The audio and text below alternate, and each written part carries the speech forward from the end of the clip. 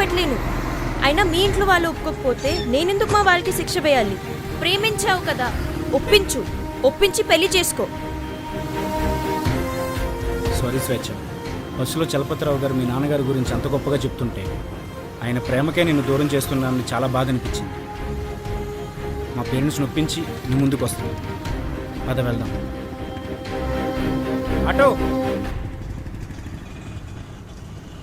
నాకు తెలుసు నాన్న, నువ్వే వస్తావని. నేను ఎక్కడికి వెళ్ళినా నా వెంటే నీడలా వస్తావు కదా. మీరేంటి మేడం ఎక్కడ ఉన్నారు?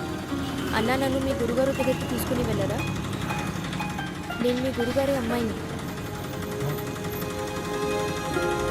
ఎక్కడ మేడం?